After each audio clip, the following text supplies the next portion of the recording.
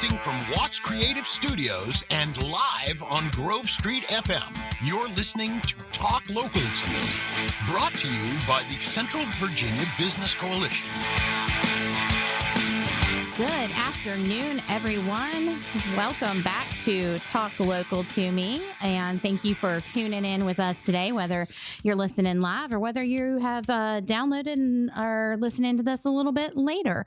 Happy to be back with you and really excited for today's show. I'm surprised I'm even, breathing right now. We've got what I consider a pretty exciting guest joining us today. He'll be calling in at about 12:15.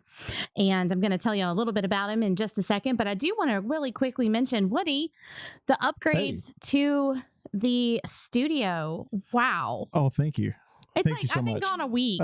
I've been gone a week and we have new mics, A new week headphones. here is like eternity. There's now a camera. What are we going to start doing live? No, I do have plans down the road. That's a couple of phases. But yes, we did brand new board, He's brand like, I'm new, scared to have a live brand show new with Heather in it. mic stuff, like to really help the sound out. And it's so far it's sounding a lot better, I think. I really like New it. headphones. It's good to see. I love the fact that you invest in, the podcasts and all of us, and it's just nice to see. Thank you. Well, y'all do such a great job, really. You all provide a vital source of content and community events and just information, and it's important. And honestly, I want to sound the best it can because we've got a good listener base. So I want them to be happy with what we're putting out as a studio as well. So everybody, thank you. Well, awesome. So yeah, I just wanted to kind of throw that out there so everyone knew I'm just got new digs that I'm sitting in here today. And I will have two guests joining me later in the podcast. And one of them is already here with me. I have Harmony from Pong with Atlantic Coast Mortgage. Hi, happy to be here. I'm really excited to talk with her in just a little bit. But I am going to go ahead and kind of do a prelude for our first guest who will be calling in. And we are going to be talking with Charles Esten. And I wanted to make sure I said that correctly. Esten. I kept saying Easton in my head, but it's Esten. So just to give a quick about Charles Esten.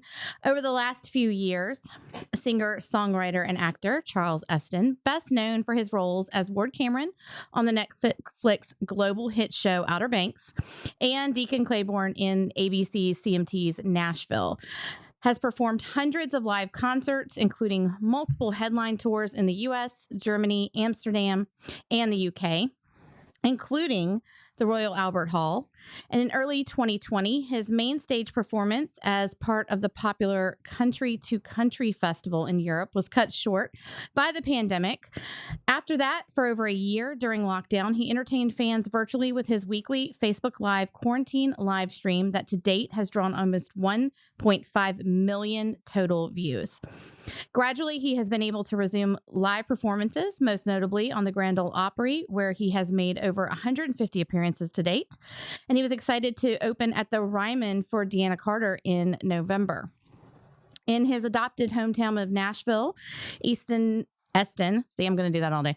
Esten serves as the national honorary spokesperson for the Leukemia and Lymphoma Society's annual Light the Night Walk and is a board member and volunteer for Musicians on Call. When not filming or touring, he continues to write and record his own music with over 10 million streams to date and a 2018 Guinness World Record for releasing 54 original songs available on iTunes and or Spotify once a week for 54 consecutive weeks. He is currently selecting some of that new music for release. In May, he released a new single, Worst Day, a duet with Julia Cole, the CMT Next Women of Country class of 22. And Esten says this song is a flat out upbeat banger about the joy of having that someone you love right there beside you in the good times and even more especially in the hard times too. And Mr. Esten is thrilled to be returning to Smith Mountain Lake, which he will be doing this coming weekend. So just that's kind of a preview. And I feel like most of our listeners may know some of those things. I am a huge fan of the Outer Banks. I have watched. I can't wait for the 3rd season to drop. And yes, I'm going to have to ask him some questions that, yes, he probably will not be able to answer for me because it hasn't come out yet. He was on The Office. Like, oh, he was on The Office. What did he play? Josh, I think. He's been on some great shows. No, my favorite, and that's the thing I want to talk about is he was on Whose Line Is It Anyway? Oh, that's right. with Drew Carey. That's right. And I loved him. I always love when they do, I don't know how, it used to be my dad's favorite show. My dad loved anything Drew Carey did. And so we used to watch it all the time. And I always loved when they do the end game where they do like the hoedown, where they have to just make it up. And I'm always like, how do they do this on the spot? Oh, I wish I could think that fast on the spot, because I couldn't. I mean, I can talk a lot, but a lot of the times it wouldn't make sense if I was trying to do something like that fast and that funny. That's just not me. Now my daughter, her whole thing is, and he was only like, he was only maybe like seen on 4 or 5 episodes, but like her favorite thing is he was on the Disney show Hey Jesse. He played the father of all the kids. Yeah. And so like last night she was like, make sure to give me his autograph. I was like, honey, I'm not meeting him in person. Like, he's going to call in. And she's like, well, can you still get me his autograph? I was like, I don't think you're grasping the concept here. Like, I can't just do that. But she's so excited to see the dad of Hey Jesse. And it's funny how different people, I think, see, actors, they do so many different roles, and it's funny to see like which ones actually touch different people, if that makes sense. Yes. And now, I think a lot of people did not realize, that I've talked to, they know him for some of his acting roles, but not necessarily as a musician. And I love that that's what he's really trying to push out there. And, I've listened to quite a few of his songs, and he's very talented. And I'm excited to see him in person Saturday, because I am going to be attending the concert. Of course you are. Of course I am. So I'm excited to be doing that, and getting to hear some more of that music. And I think what he's doing as far as doing these concerts, the Coves does these for the Smith Mountain Lake Good Neighbors program, which is they do a lot of things for our they like school nutrition and things like that, and in the Smith Mountain Lake and Bedford County area. So I just think that's super wonderful that he's going to be helping to provide that, coming in and bringing something super cool to the Coves. That's right. Well, and the Coves themselves, they have some really neat musicians that come out there. I think they had the Marshall Tucker Band a few weeks ago. So they're doing their thing too, which is really great. Now, before, as we wait for Mr. Esten to call in, I do want to again say hello to Harmony over here. She's just, hi guys. I kind of blindsided her when she got here. I was like, oh hey, I'm gonna have a special call in person, and so we're kind of pushing her back to the second half of the show. But I'm excited to talk to her, and you think, okay, we're going to be talking about, mortgage and things like that. And I think people think they know everything there is to know, and I think that the big thing is finding someone that you can relate to and will do right by you. And I've heard, I've had several people that have been, they've commented like, well, I started working with a company, a mortgage company, and then I'm just not getting what I need. Yeah. Do you get that a lot? Yeah. They just don't feel like they are getting whether it's great customer service or understanding the process, and because it is tedious. There's a lot of like things that if you don't do every day, I mean, the average person probably does it, 5 times in their life, so it's a lot that people probably don't understand. Oh, I wouldn't understand any of it. Yep. I see all those forms come, like, you go there and they say, oh, I'm going to print a form and like 50 pages print out. And you're like, do I have to read all of that? Because I don't want to. I'm one of the skimmers. Me too. I do not read the fine print. I'm like, I trust you. I do not read the fine print. Yeah. And, and sometimes that's not a good thing. Probably not the best, but Yeah. So right now, like, are you still seeing a lot with the market? Are you still seeing a lot of people, looking for or Yeah. buying homes right now? yeah, I mean, unfortunately, like in June when the rates kind of spiked, we saw some buyers kind of step out of the market for a little bit, but we're starting to see them come back, which is exciting. And especially the first time home buyers are making their way back into the market. And so, yeah. Okay. I didn't know. I knew at like one point about, right in 2020, Right. it was really kind of Yeah. ramping up. I hate to interrupt you. Yes. You have a guest that's coming live to you right now. Okay. And see, now all of a sudden I can't talk.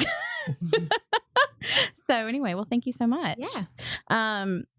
Good afternoon. Hello, is this Heather? It is. How are you? I'm fine. How are you doing? I'm doing well. I thank you so much for joining me on the show today. Absolutely. It is extremely exciting, humbling, all the words to speak with you. Oh, I'm glad to speak with you. I'm looking forward to coming to the Coves. So I'm very happy to talk to anybody in that area. Are you coming on? Are you going to come to the show? I am. I got tickets, so I am going to Wonderful. come. I'm bringing my daughter, my oldest daughter. We are going to be attending.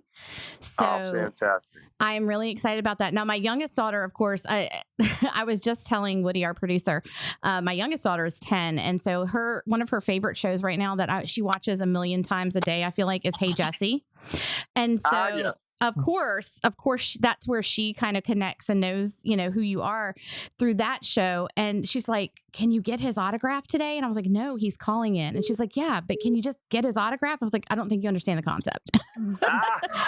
Can't get it through the phone. Not yet. They have not perfected that technology as of yet. No. Well, We'll do it when we're there on the day. Oh, that'd be perfect. Thank you so much. So this will be your second time coming to the Coves. Is that correct? It is, absolutely, yeah. And the first time, my wife and I were just pretty blown away, actually. It's just a gorgeous, gorgeous venue. For anybody that hasn't been, it's an outdoor amphitheater right there, just off the lakes at Smith Mountain Lake at the Coves there. And besides just being so gorgeous in that area, the area you live in, but the stage itself and just the way my friend Gary Jackson and Dennis Crumpler, who of course runs the whole place, that's his place there. What they've done with it takes a lot of thought, a lot of caring for not just music, but for the local area as well.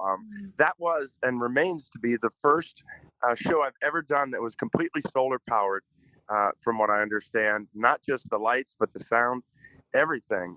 So they're doing something special there, and I'm glad to be a part of it. Oh, wow. So now I have not been to the Coves before. I've seen a lot of pictures and things of other concerts that have been played there. And it looks like it's also a very laid back venue. You bring your own chairs and you're able to kind of sit out on, out in front of the amphitheater and just really relax and listen to the music. Oh, totally. Yeah, totally. That's why we got to do it before. I mean, when there were still lockdowns, et cetera, we were outdoors. They had everybody spread out a little bit. We'll still be outdoors. That we won't have to do the pods, the little groupings that you do in outdoor concerts that we did back then. But you're exactly right. I mean, for me, I'll have an acoustic guitar. There are a couple of acoustic guitars. I'll have a piano on stage, and it's just me and my music. And I honestly can't think of a better place just to get to play those songs than under the stars there. People sitting on a hillside, the vibe is just beyond. If you're in the area and you haven't seen the Smith Mountain Lake yet, you really need to knock that off your list because you're going to want to go again and again. Yeah, and you're going to want to do that this Saturday, of course. Absolutely. While you're here. And one of the things I love about the Coves too is their mission and what they do to give back, because they're, all of their performances give back to the Smith Mountain Lake Good Neighbors Association, which does a lot in our community to help, with scholarships and providing food for those that are hungry and nutrition for our children and things like that. That's just another aspect of what I was talking about. And it's an incredible aspect of what I don't think I probably realized the extent of that, but that's what I mean. It's extremely thought out. They are very interested in being as good a neighbor as they can be. And I think they're doing that. They're bringing something special and important to that area. you'd have to drive a long way, and I believe, or pretty far, to go see anything quite like that. So you don't have to drive that far now. You just get in your boat and go there. Right. Right. And, and I think, so I'm excited to come hear you play. And I'm sure you get this a lot, but I feel like a lot of people see you as the actor, but they don't so much know that you are a musician. But that started, like, you were a musician in college, right? Weren't you in a band, and that's kind of spread from there? Yeah, So I've done my homework. Yeah, you sure did do your homework. The music actually did come far ahead of the acting. Right. I didn't really start acting until I graduated college. I had been in a band for I stayed almost all 4 years of college, and then I stayed an extra year because we were doing so well and having so much fun. I went to school just a little bit northeast, and not that far north at all, mostly east in Williamsburg, Virginia, and loved every second of that. And I always thought that somewhere along the line, I would get to put my acting and my music together. And it actually happened rather quickly. The first real show I did, I was in London, and I played Buddy Holly. It is actually Buddy's birthday today. Buddy Holly's birthday today. So I have a question for you about that. Sure, go ahead. What years were you there playing Buddy Holly? Well, now you're dating me. Let me think. I guess it would probably have been 90, 91, 92 in that area right then. Very beginning of the 90s. I ask only because I went to London my senior year, and that was the show we got to see. What year was that? 96. No. Yeah, 96. Yeah, so I was already done by then, but it was a heck of a show, wasn't it? It was a fabulous show. I actually, it's the only show I've ever seen that's kind of like a Broadway style show, and I to this day remember it. It was amazing.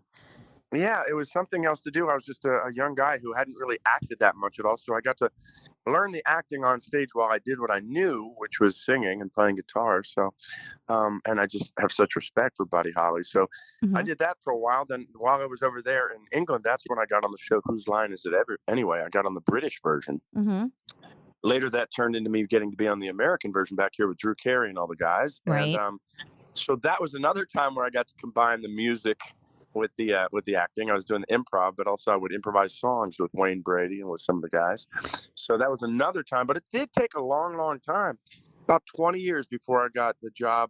I got a script on my desk for this show called Nashville, and that's when I got to play Deacon Claiborne, and that's when I got every single day, not just to act, but to sing, and I got to write songs that got on that show, and I got to record. So that's the show that really changed my life. Again, brought music back into my life like a long lost love that I will never leave again. And that's why we're in Nashville right now, my wife and I. We live here still. And so I think you just mentioned this, but you did use some of your original music, correct, in Nashville? In the show? Yeah, absolutely. It was a very cool thing about the show Nashville. We didn't have songwriters per se, like a songwriting staff. The songwriting staff of Nashville was the city of Nashville. So we had some, big name writers that got other things, and big name artists. My first song I ever sang on the show was written by my friend Lee Bryce. He was one of the writers on that. Casey Musgraves wrote a song that Deacon and Juliet did together. So it's kind of very, very special, and it's a real point of pride that over the 6 seasons I was able to write 3 songs that they thought were worthy of being on the show. Yeah, that's amazing. And I think a lot of people, when they see shows like Nashville, they wonder, like, okay, is the actor really singing? Is he really, or is there somebody, like, is he lip syncing and all this stuff? No, that was all us. That was very, very important to them. When I started the show Nashville, you never know when you're doing something for Hollywood or for the industry, how accurate they're going to try to be, because you can get away with not being accurate. I mean, there's movie magic. Things look a certain way. Every single moment I was there from the very beginning, I learned very quickly they are going for absolutely authentic here. So that was great. Now I will say this: I'm an all right guitar player, but Deacon Claiborne was the best guitar player in Nashville. So we had a fella named Colin Linden, who would record all those parts in the studio, and then Colin, dear friend of mine, after all these years now, would teach me and my fat fingers how to play that song. But it wasn't that I was pretending to play it. I would actually play it on the day, on the set. But I would play it right along with the track that you were hearing, and then it would be my voice. So Deacon was so amazing. It took two of us to play him. But when you hear Deacon singing, that's me. When you hear Deacon playing, that's Colin and Linda. So that was special too. By the way, that was as good as a couple of years of guitar lessons as you can possibly imagine, as having a truly virtuoso guitar player like Colin every week playing a new song and then sitting with you and showing you how to play it and then showing you the particularities, how to get better tone here, how to pick that part, how to figure these chords. So it was that, they paid me to have the greatest guitar lessons for 6 years that I could ever have. So again, I'm super grateful. Yeah, I have nothing but respect for musicians. I have no musical bones in my body, none. So, watching, people perform on stage, no matter the instrument or even just vocals, is amazing to me. What they can do with the talent that they have. So I love just sitting back and, living through you guys. Oh, well, that is what we're looking for, is a heart like that. And I hope there's a whole lot of people in the amphitheater. If you feel that way and you're out there, yeah, come on that night. That's the kind of audience you want. Yeah. That loves music that much. Absolutely. So I want to talk to you about, so you're talking about authentic music. So let's talk a little bit about the Guinness World Record, I guess you currently hold, for releasing the 54 original songs in 54 consecutive weeks. That's crazy. How did that come about? Well, first of all, let's both agree that it is crazy. It makes no sense. Any artist will tell you it makes no sense at all, because a song you put out, generally you want it to go to radio, and then you want to sort of give it as much time as you can, keep playing that same song over and over and over until the world learns it and falls in love. I did not do that. Every week I brought out a new one. The reasoning behind that was, as I said, this was a lifelong dream to come to Music City and to play music like that. And I was not able to tour as much as I might have wanted because I had to be on TV. I had to shoot the show. But I was able to write a whole lot. And I just found I was in the most creative place of my life, and all these songs were coming out of me. And so I was like, am I going to make an album? What am I going to do? And one thing, there's a line in the song from Nashville. There's a song called A Life That's Good. And there's a great, great line in it that says, I want to look back and say, I did all that I could.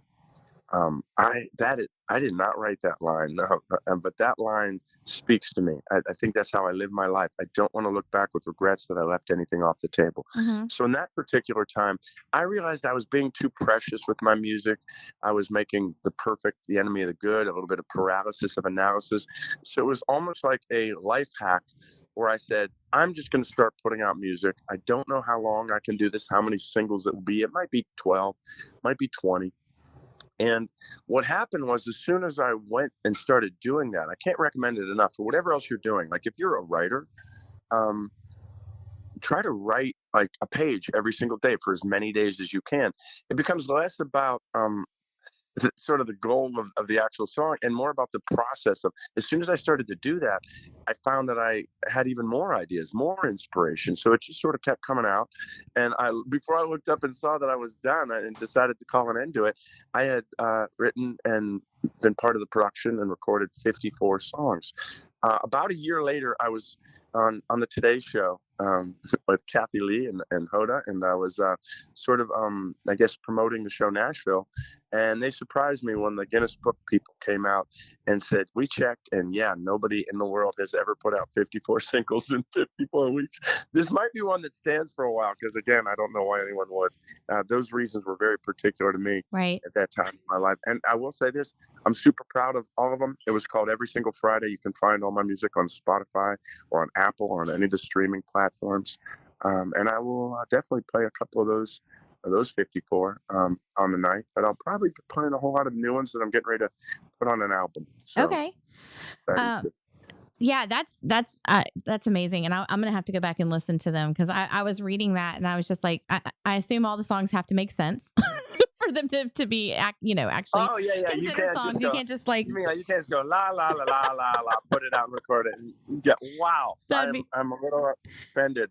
No, I'm not kidding. No, I'm saying so. I don't think anyone could beat you, because I don't know any. You were talking about it'd be a long-standing record, because I'm assuming anyone who wanted to try to beat that record would actually have to legitimately put out Yeah. something that's worth listening to. It was funny because when I was a kid, I like a lot of boys my age at that time, I walked around with a paperback version of the book, the Guinness Book of World Records, and I was constantly searching through it to try to figure out what I could ever do to get how many pieces of bubble gum I would have to chew, how many times I would have to hop on a pogo stick, and that never worked out. And then lo and behold, what happened was as soon as you're just doing something for the pure love of the game, I didn't even notice the time flew by, and lo and behold, it was a record. So that's what I recommend. Find that thing you love, and don't be precious about it. Just do it. You've heard that whole thing about 10,000 hours. It takes you about 10,000 hours of something to get really great at it. Right. Well, you're doing it with podcasting. You just keep going and keep going and keep going, and you're obviously very good at it. And eventually, you're going to be better and better as you keep doing it. And it can turn into anything. It's more just about the doing of it and the loving of the doing. Right, and also not being afraid to fail either if it happens. Oh no. Yeah, absolutely. And now I would have been very. That's the thing is that some of these songs don't have a ton of streams. There's one with 6 million streams. So there's a couple now that that they keep going. These songs, you just put them out there. So it was never about. It was trying to actually break through the whole thing about being judged. Right. Because you can get I care so much what everybody thinks about me. And this is a real thing about fear that I had to get through to even be an actor, certainly an improviser, is when you give other people so much power over you, it's not them shutting you down, it's you shutting yourself down on their behalf. So I just try to fight not to let that happen. And then what you find out is when you do something a little free and a little fearlessly, there tends to be an audience there. People, it's very, very nice. The songs that I'm singing now, I can tell that people tell me or share that they mean something to them, and that's all I ever wanted. So it's pretty special. Now, something else I wanted to bring up that is, I feel is, I know is special and near and dear to your heart is what you do for the Leukemia and Lymphoma Society. I was kind of looking at the rest of your tour for the rest of this year, and a lot of it is like with your, Light the Night or Light the Late Night and Light the Morning, where you're raising money. And I know that has a direct tie-in with your daughter. Absolutely. It's a sad, hard beginning to this story. When my daughter Addie was 2.5, she was diagnosed with leukemia, and it was brutal. We had 2 other kids, 2 years older than her and 4 years older than her. So we just were in that moment, and we just did all that we could, and we found that 2 years later, we were the fortunate ones. We were some of the blessed ones, and she was cancer-free. She's been cancer-free ever since then. She is now a 5th-year senior playing Division I soccer at William & Mary, our old alma mater, and my other 2 kids would say she's easily the strongest kid. She's an unbelievable athlete, and just really, she's our miracle. And initially, when you get through something like that, and you're never sure when you're through with it, they tell you up to 10 years we had to be getting blood tests for her. But slowly but surely, and especially it really took off when we came here to Nashville and I got a little bit of fame as deacon.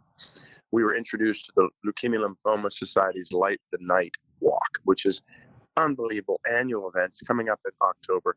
Anybody that's interested in any of this, you can go to charlesesten.com and find out how to become a part of Team Addie, or you can just go on to lls.org and they'll tell you all about how you can do a Light the Night in your town, your neighborhood.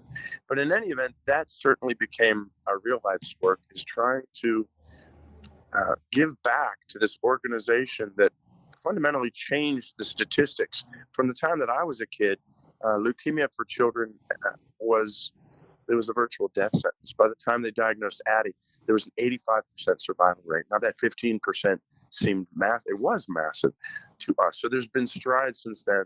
And also there's something about blood cancer. When you start to solve blood cancer, because blood is so elemental, you end up getting cures that work for other cancers as well. So everything about LLS, we are so proud to be a part of this organization. And every year, especially this year, we did the Light the Night Walk here in Nashville. Anybody's welcome to come join with us, walk with us. Right after it, I do a Light the Late Night concert with a bunch of friends and musicians where we just sort of celebrate this great night and raise even more money. The next morning, we're doing a Light the Morning. We're doing all versions of it. We're having a gorgeous brunch here in Nashville, and I'll be there playing guitar and just talking to people. So every year, we're trying to raise some money.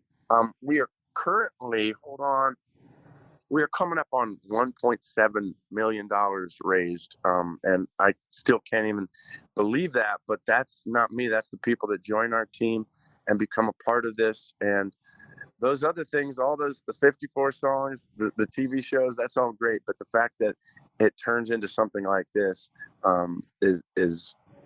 it's really meaningful and magical to myself and to my family. That's amazing. That's amazing. And I wanted to just give you the opportunity to talk about that, because I just think that's so important.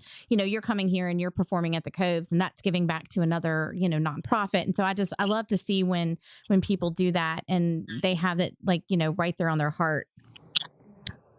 Oh, well, thank you so much. That's the kind of music I tend to like to write and play as well. So if anybody has a heart like that, again, on the night at the Coves, Smith Mountain Lake, you're going to be in a venue that cares and is doing good things for the community. And it's just, overall, that's sort of the magic that happened last year. We were blown away. We were immediately like, can we come back? And they were like, absolutely. So here we go. So I feel like I have to ask this question, and it goes away from the music a little bit, but you guys are filming the 3rd season of the Outer Banks, and I'm sure there's not much you can tell me on that. Have y'all wrapped up filming yet? Do y'all know when that's going to be released, or is that still kind of hush hush? We have not fully wrapped filming. Lucky me, or I was in Barbados with my wife for about 3 weeks. We had to shoot over in the tropics a little bit, and it's an amazing season. I can tell you that. This is a wild show, and it does not get tamer. It gets wilder. So, and it also gets more emotional. So It's beautiful like that. I'm getting ready to go back. Actually, after Smith Mountain Lake, my wife and I, we will have our 2 dogs in the car, which is, we had the dogs last year. Everybody that was at the show got to see our dogs running around.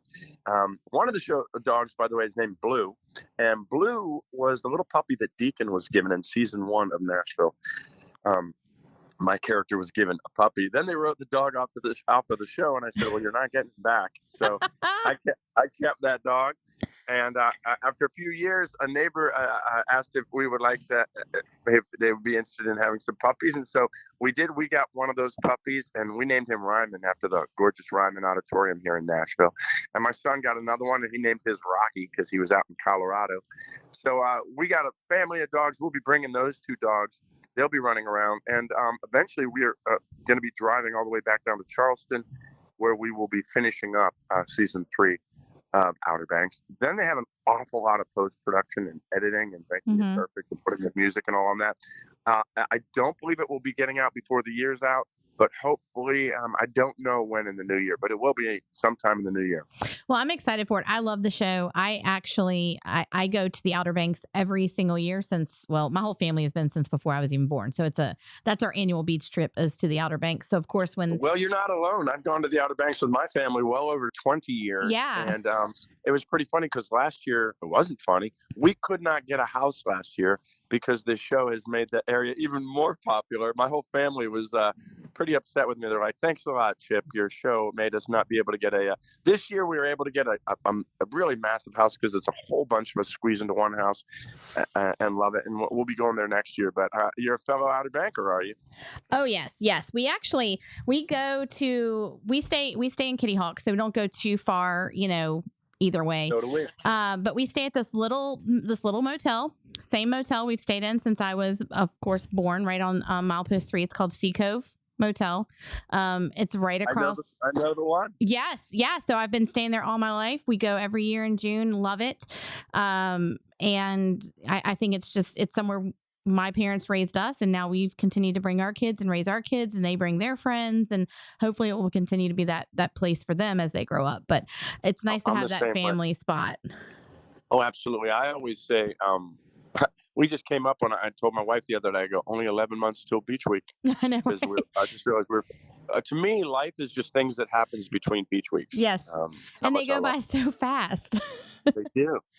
So, well, I thank you. I thank you so much for your time today. I feel like I've taken up quite a bit of it, but I'm happy to have you back. The reason we have the show Talk Local to me is to talk about all things local. And, you are local here to Virginia, growing up in, what is it, Alexandria?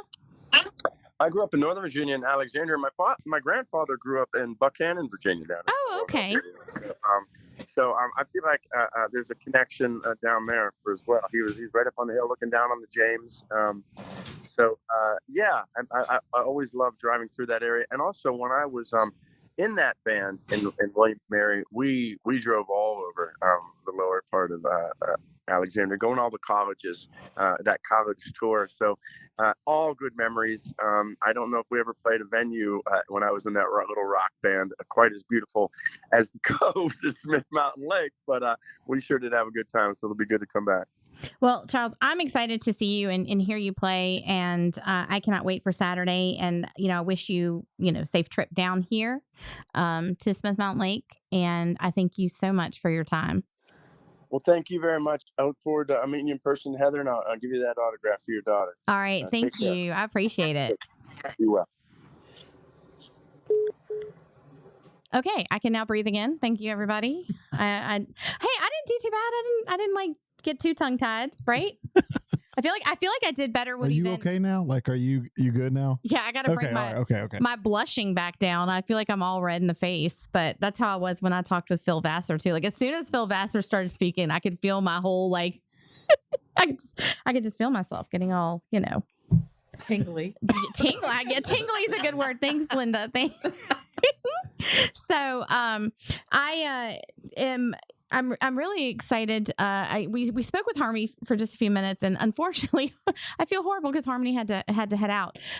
So she's going to come back on the show with us in a couple weeks.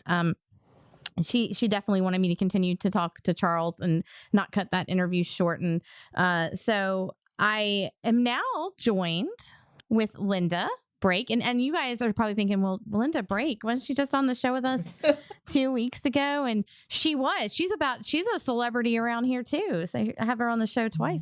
But she's actually back today to talk about a different nonprofit in our area. And she's here with Randy Camden, correct? Yes. As well. And they're here to talk about the Smith Mountain Lake Civitan organization. And I thought, what a great opportunity to have them on the show today. We're talking with Charles Esten about, coming to the Coves this weekend. So kind of a real Smith Mountain Lake episode. Here we go. We got all this going on. So welcome, you guys. Well, thanks for having us. Thank you. And yeah. And Randy's going to take it away. Randy's going to take it away. I am. She sounds like you're going to perform for us. Take it away, Randy. Yeah.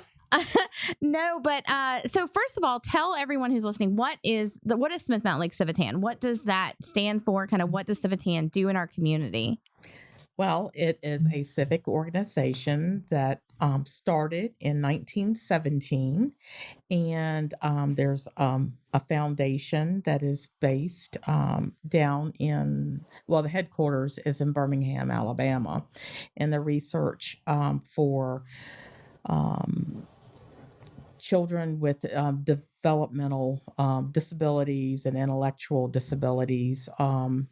They're affiliated with the University of Alabama. So they do all this research to try and find cures and to help kids. And Randy has been in the club. He's one of the charter members. So he's it's a great group that raises funds for local nonprofits that serve children and adults with disabilities. And we have a great time doing it. So it's nice to have organizations such as y'all's, and I was talking about the Smith Mountain Lake Good Neighbors Club, which is also, that's kind of who the Coves is raising money for. But having organizations like yours in our area, it helps to fill a lot of gaps and a lot of needs that otherwise wouldn't happen. So what are some things that y'all do to help? I know y'all need, funding and things like that. What are things that you do in our area that, people here can give back and help you to meet the mission and the goals that you have? That's actually one of the neatest things about Civitan. As Linda said, Civitan International has been around since 1917, and even though, and I'm not minimizing the mission, okay, is helping folks with intellectual and developmental disabilities. The real strength of Civitan is in the individual local clubs. Mm-hmm. And what we're charged to do is really know our community and figure out which gaps do need to be plugged. And we've done some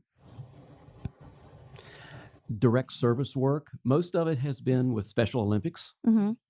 We've also worked with a couple of group homes in the area several years ago. We also, help out with Santa for Seniors Mm-hmm. and Food for kids. Food for Kids, which is one of our major folks as well. And International basically says, go for it. They one of the neat things, and several of us are involved on a regional basis as well. And Smith Mountain Lake Civitan Club has gotten the reputation of small and mighty. Yep, small and Right. mighty. We do raise funds through several different mechanisms. We've had several cornhole tournaments that have done very, very well. Last year, the cornhole tournament benefited Blue Ridge Autism. Mm-hmm. This year, the beneficiary was Riding for Tyler, another just fabulous bunch of folks. We also have our major fundraiser is our golf tournament, which we are getting ready to have our 8th annual. Wow. September 23rd. Has it been that long? Yeah. Because I remember when y'all first kind of got started, I was coming to a few of the meetings and I moved more out towards Lynchburg Forest. It was harder for me to get there, but I remember y'all building up, and it doesn't seem like it was that long ago. Just like 8 years ago. That's amazing. Having fun. That's amazing. So, and when is the golf tournament? September 23rd Okay. Yes. at Copper Cove. All right. Wonderful. And we still have room for a few more teams, and also sponsorships are still Yes. accepted. Absolutely, players and sponsors. Okay. I don't play, but Neither do I. I am not good at that. If y'all just, I could swing in and help anybody with their short game. If like someone just needed a tag me in for putting, I'd be like, hey, tag me in. You can just have me stand at a hole. Yes, I'm much better at driving the golf cart. Yeah. That would be fun. But this fundraiser will be benefiting several nonprofits locally. Mm-hmm. So this is one of our big fundraisers, and we're excited, and we're praying that there's no rain. Yes. Well, for us, Centerfest is the very next day. So I'm going to pray right along with you. Seriously. Make sure we have 2 days of no rain would be wonderful. So with Civitan, I know y'all have also sent local students to different, I'm trying to think exactly what it's I want to say it's almost like the, Leaders in Freedom. Leaders in Freedom. Right, That's yes. it. I was thinking of something kind of like the Boys State or that sort of thing, but Actually, it's fairly similar to that. It is just a dynamite leadership training for typically sophomores to seniors okay. in high school. It has been, Leaders in Freedom has been going on for a number of years. Mm-hmm. Currently has been held up on the Northern Neck, Camp Yankotank, Northern Neck, Virginia, and a beautiful setting. It's basically a 2-day intensive fun and leadership. We have sent folks from SMLCA. We've sent some kids from Stanton River, and we've sent some kids from Liberty. Right. Liberty High School is also, we've been able to establish a junior Civitan club Oh, awesome. at Liberty. Yeah, which is incredible. And these kids do a great job of being inclusive. About half of the membership are kids with intellectual and developmental disabilities, and they are welcomed. They're put to work. That's really neat to hear. It's funny you said that, because in my head, I'm sitting here thinking you were talking about these students that go to these things that you help. But I was sitting there thinking, there's got to be a way to get more of our youth, or at least our high school students, involved with nonprofits in general. Mhm. Like, how do we get them to see, ahead of time, in their youth, how important it is to volunteer or to be a part of a nonprofit organization? And that's, you're doing exactly that with the Junior Civitan Club.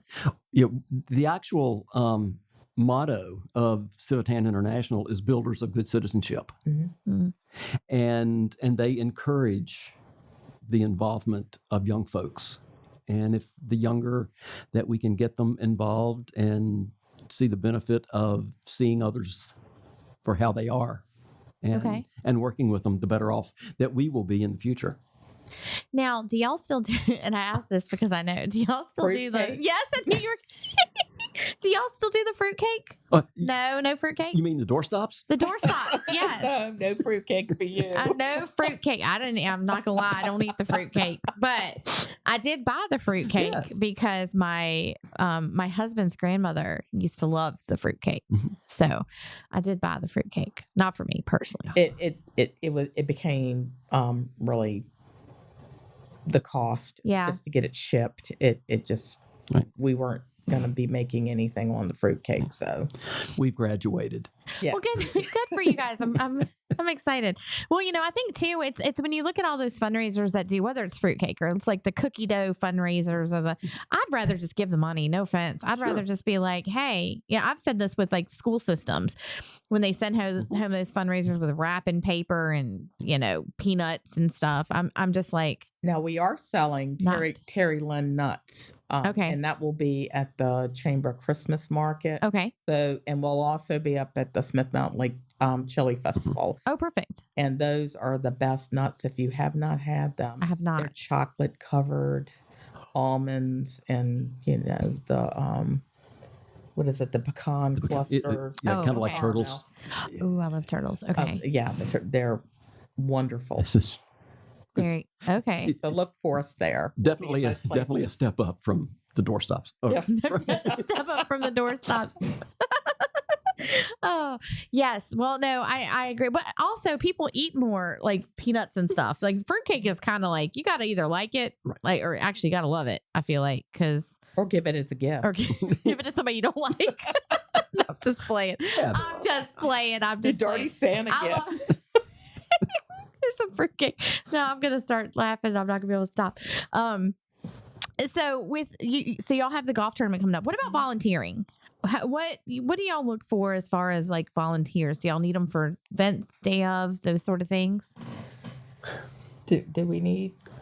I mean, I'm not saying like necessarily right now, but in general, do y'all use volunteers? We look for volunteers. We look for members.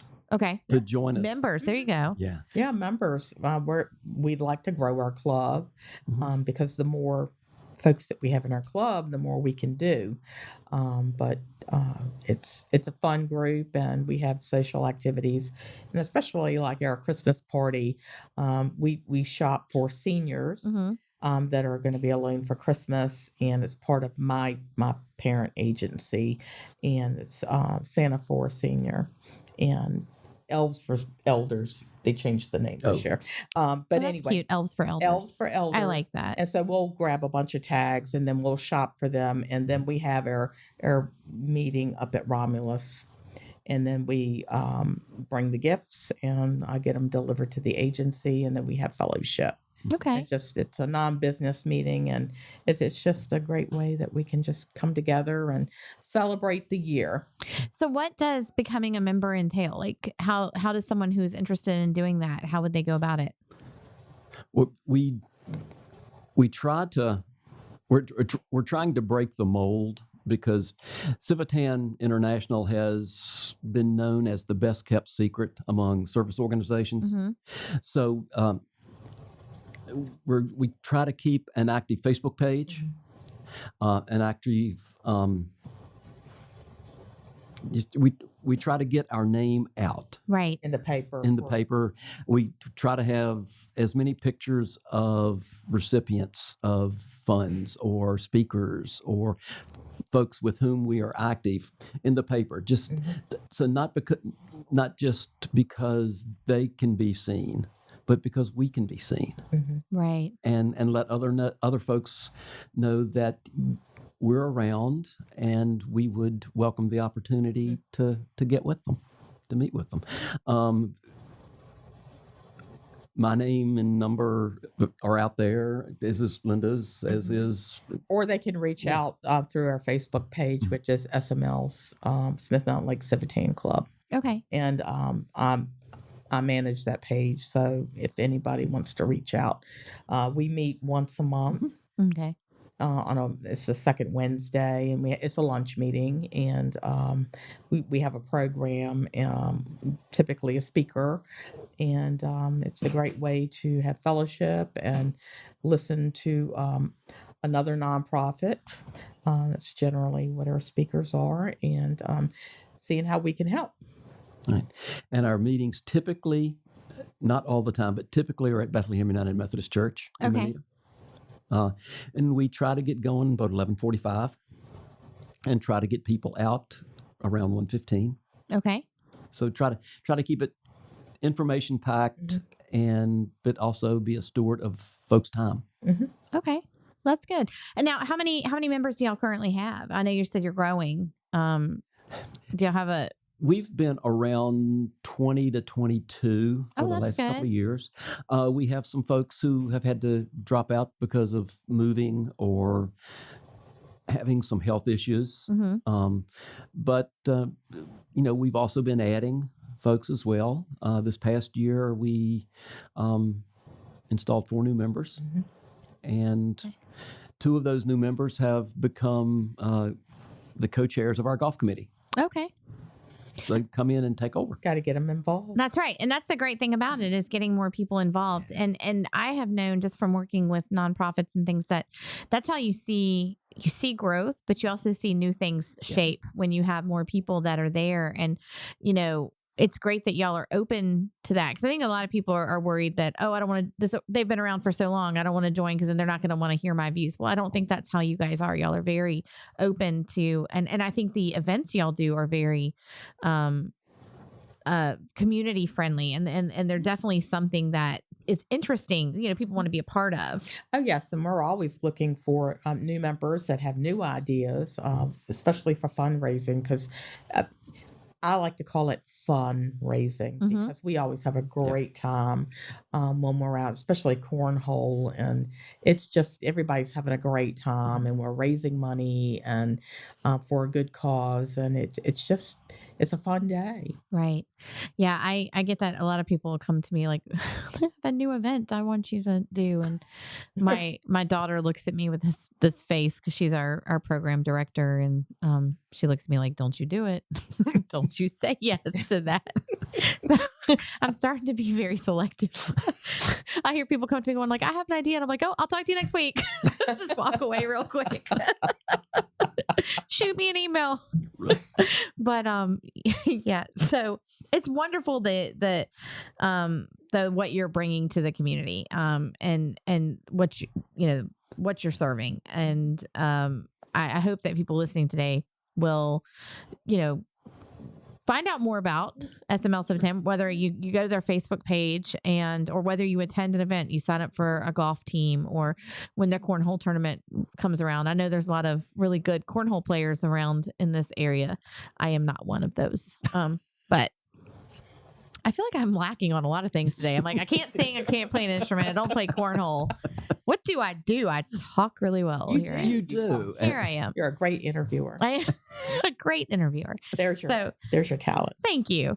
But definitely find out more. Linda and Randy, can help you. And I thank you guys for coming on the show with me today and talking more about it. And would love to have you back when you're coming closer up to some of your other events, that we can kind of, mention those and get them out. Super. Well, thanks for having us. Thank you. Well, thank you to those who have listened in today to Talk Local to Me. I hope you enjoyed the show. I'm going to now leave the studio and collapse, because I've, been nervous all morning with my interview, but I'm done. I'm good. I'm going to hit up Joe Beans, grab me a coffee. For those of you, enjoy the rest of your day. And if you can make it out to the Coves at Smith Mountain Lake, I hope to see you there.